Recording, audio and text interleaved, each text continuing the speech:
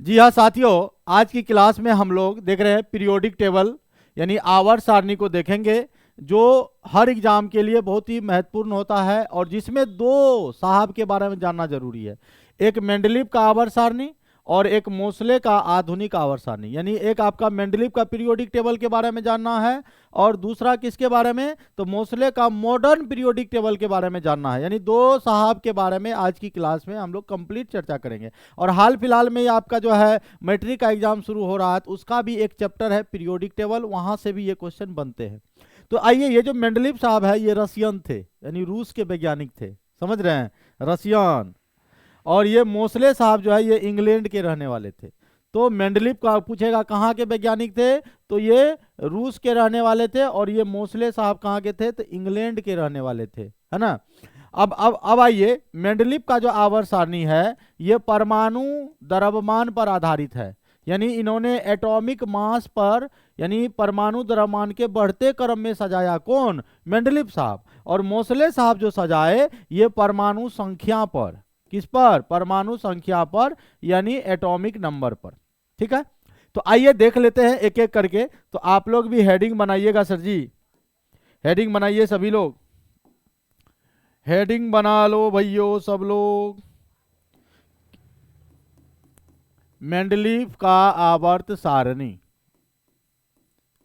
Note भी करिए, जब आप वीडियो सब देखते हैं तो नोट भी करिए, ताकि कॉपी में आपका नोट लिखा हुआ रहेगा। और अगर आपको क्लास अच्छा लगे, समझ में आए, तो भैया शेयर कर दीजिएगा, लाइक सब कर दीजिएगा, कमेंटो कुछ ना कुछ करते रहिएगा, क्योंकि आप जो कमेंट लाइक शेयर करते हैं तो उससे हमारा एनर्जी बढ़ता है, समझ गए। तो एनर्जी बढ़ाने के लिए आपको करना होगा सर, सपोर्ट तो करना होगा। तो मेंडलीव का आवर्त सारणी, तो सबसे पहला ऑब्जेक्टिव क्वेश्चन आएगा कि मेंडलीव कहाँ के रहने वाले थे, तो ये रूस के वैज्ञानिक थे, यानी ये रूसी वैज्ञानिक थे। ये कहाँ के थे भैया? रूस के वैज्ञानिक थे। और इन्होंने अपना आवर्त सारणी 1869 ईस्वी में दिया था। कब दिया भैया? 1869 ईस्वी में दिया मेंडलीव साहब। लेकिन अभी जो हम लोग का वर्तमान में आवर्त सारणी चल रहा है, एट प्रेजेंट जो पीरियोडिक टेबल चल रहा है, वो है मोसले का मॉडर्न पीरियोडिक टेबल। तो भैया याद रखिएगा, दूसरी बात, इन्होंने तत्वों को परमाणु द्रव्यमान के आधार पे सजाया। परमाणु द्रव्यमान यानी एटॉमिक मास के बेसिस पर सजाया। और इसके समय में जो है कुल तत्व जो था 63। कुल तत्व कितना था भैया? टोटल एलिमेंट कितना? 63 एलिमेंट था। और अंतिम तत्व जो था, कोई पूछेगा इसके समय में अंतिम तत्व कौन सा था, तो अंतिम तत्व आप बोलिएगा Hg। Hg का नाम है पारा, या कोई मरकरी भी बोलते हैं। पारा कोई हम लोग क्या बोलते हैं? मरकरी बोलते हैं, आप याद रखेंगे। अब इनका स्टेटमेंट भी एग्जाम में आपको 2 नंबर से स्टेटमेंट भी क्वेश्चन पूछता है कि मेंडलीव का आवर्त सारणी का कथन को लिखे, स्टेटमेंट को लिखे। तो आप यहां से कथन लिखना शुरू करेंगे। कथन माने इंग्लिश में बोलते हैं स्टेटमेंट, कि जो भी तत्व है उसका भौतिक और रासायनिक गुण जो होगा उसके परमाणु द्रव्यमान के आवर्त फलन होते हैं, यानी उसके परमाणु द्रव्यमान पर निर्भर करता है। तो लिखेंगे तत्वों के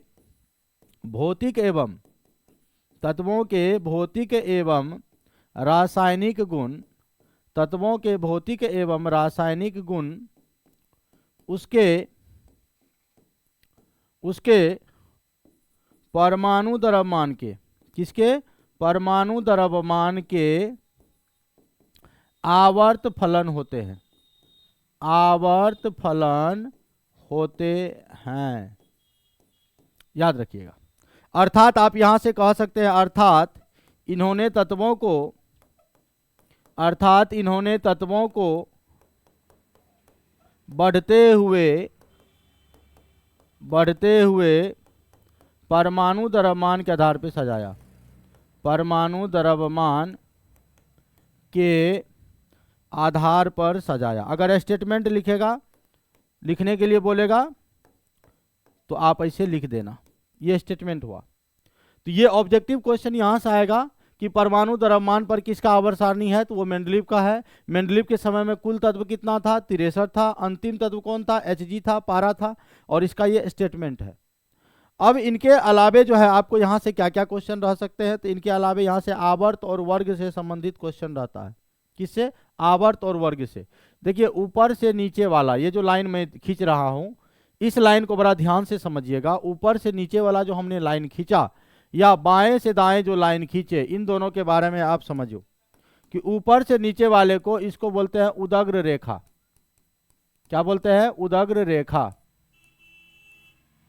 उदग्र रेखा यानी वर्टिकल लाइन, और इसको बोलते हैं क्षैतिज रेखा। क्षैतिज रेखा, हॉरिजॉन्टल लाइन।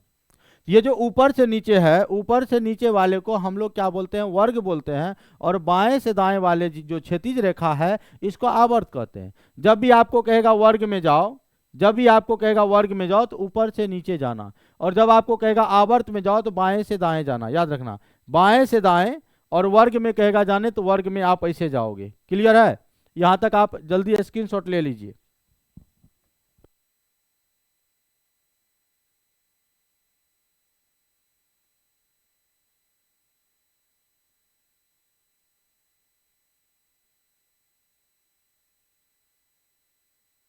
हो गया? यहां तक क्लियर है? अब हम लोग शुरू करेंगे। वर्ग किसे कहते हैं, आवर्त किसे कहते हैं। अगर कोई वर्ग के बारे में बोलेगा, वर्ग को इंग्लिश में कहते हैं ग्रुप। तो अभी बोले ऊपर से नीचे कौन लाइन था? ऊपर से नीचे वाला कौन लाइन था भाई? ऊपर से नीचे वाला था उदग्र रेखा, था ना? तो हम लोग कहेंगे उदग्र रेखा को, उदग्र रेखा को वर्ग कहते हैं। उदग्र रेखा को क्या कहते हैं? वर्ग कहते हैं। और मेंडलीव के समय अनुसार वर्ग जो है 9 था। आपका टोटल नंबर ऑफ ग्रुप कितना था? 9 था। ये मेंडलीव के समय में था। और अगर कोई आवर्त पूछता है, आवर्त को इंग्लिश में बोलते हैं पीरियड। पीरियड माने आवर्त। तो क्षैतिज रेखा, बाएं से दाएं वाला रेखा है, तो बोलेंगे क्षैतिज रेखा को, क्षैतिज रेखा को आवर्त कहते हैं। क्षैतिज रेखा को क्या कहते हैं? आवर्त कहते हैं। और आवर्त की संख्या यानी नंबर ऑफ पीरियड की बात कहेगा तो आवर्त है 7। ये मैं बता रहा हूं, ये जो वर्ग बताया हूं, ये वर्ग किसके लिए था? ये वर्ग मेंडलीव के लिए। आवर्त किसके लिए? मेंडलीव के लिए। अभी मेंडलीव हम लोग पढ़ रहे हैं, ठीक ना? अब हम लोग आगे बढ़ते हैं। मेंडलीव साहब को आवर्त सारणी का जनक कहा जाता है। आवर्त सारणी का जनक। कोई पूछेगा आवर्त सारणी का जनक किसे कहा जाता है? मेंडलीव का। मेंडलीव साहब को आवर्त सारणी का जनक यानी फादर ऑफ पीरियोडिक टेबल कहते हैं, ठीक है? उसके बाद जो है, इन्होंने याद रखना समस्थानिकों की चर्चा नहीं किया था। समस्थानिकों की व्याख्या जो है ये मेंडलीव साहब नहीं किए थे, व्याख्या नहीं किए थे। इतना बात आपको मेंडलीव से याद रखना है कि एग्जाम में आपको मेंडलीव से पूछेगा, ठीक है? अब आइए मोसले का आधुनिक आवर्त सारणी। लिखिए, हेडिंग बनाइए, मोसले का आधुनिक आवर्त सारणी। मोसले का आधुनिक आवर्त सारणी। और ये हम बता दिए थे, मोसले कहाँ के थे भैया? इंग्लैंड के थे, इंग्लैंड के निवासी थे। और 1913 ईस्वी में ये अपना आवर्त सारणी बनाए। पूछेगा कि मोसले जो है अपना आवर्त सारणी कब बनाए? तो 1913 ईस्वी में बनाए। और कैसे बनाए? याद रखना, इन्होंने तत्वों को जो सजाया था, एलिमेंट को जो सजाया था, परमाणु संख्या के आधार पर, यानी एटॉमिक नंबर के बेसिस पर, एटॉमिक नंबर के बेसिस पर। और इसके समय में अभी जो हम लोग का आवर्त सारणी में कुल तत्व है 118 है सर जी। और अंतिम तत्व ओजी है। अंतिम तत्व क्या है? ओजी। याद रखना, इनका भी कथन आपसे पूछा जा सकता है कि स्टेटमेंट लिखो। तो जहां हम लोग यहां पर जो लिखे थे, यहां पर लिखे थे ना, तत्वों के भौतिक एवं रासायनिक गुण, है ना, परमाणु द्रव्यमान के आवर्त फलन होते हैं। तो यहां परमाणु द्रव्यमान नहीं लिखेंगे, यहां बोलेंगे परमाणु संख्या के आवर्त फलन होते हैं। तो भैया चलो लिख देते हैं, तत्वों के भौतिक एवं रासायनिक गुण, भौतिक एवं रासायनिक गुण उसके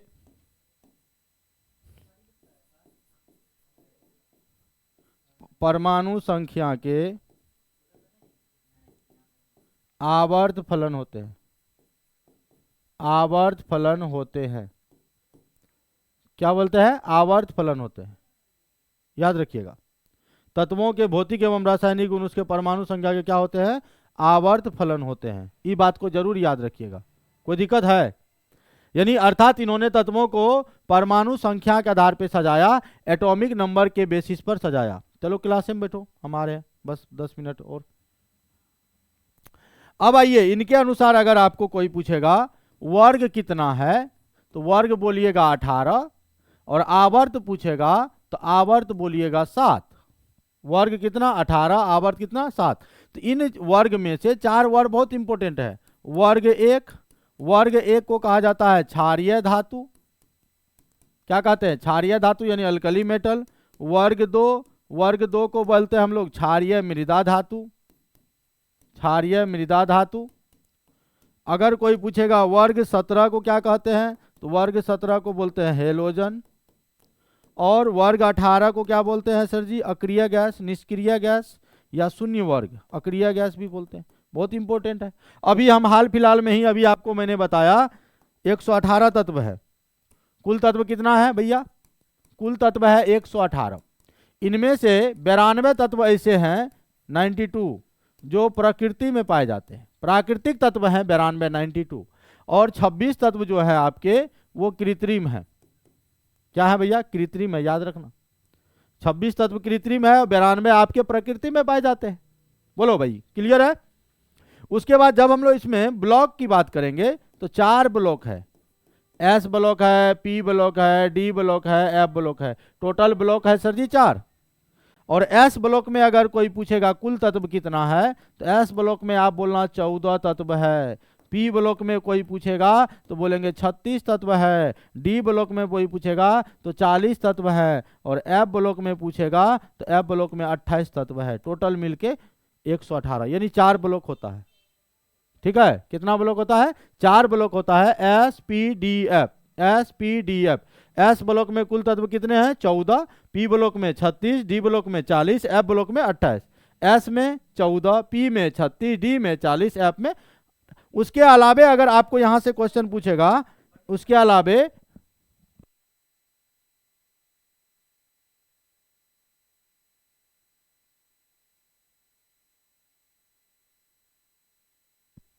ठीक है, अगर उसके अलावे अगर आपको यहां से क्वेश्चन पूछेगा कि एस ब्लॉक के बारे में, तो एस ब्लॉक से कुछ एलिमेंट, कुछ तत्व से क्वेश्चन पूछता है।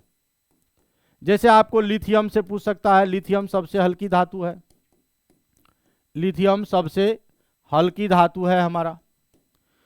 सोडियम के बारे में पूछेगा तो सोडियम को हम लोग बोलेंगे मुलायम धातु है। ये सोडियम क्या है मेरे, मुलायम धातु है। और सोडियम को रखते हैं कहाँ, किरोसिन तेल में, किरोसिन तेल में रखते हैं। और सोडियम को आसानी से चाकू से काटा जाता है, मुलायम होने के कारण चाकू से काटा जाता है। ये बात आप याद रखेंगे। उसके अलावे हम इस पर एक और क्लास लेकर आप लोग को आएंगे। अभी तो कुछ अति आवश्यक काम लग गया है, तो आज इतना ही रहने देते हैं, फिर मिलते हैं कल। आज के लिए इतना ही। बोलिए सर, क्या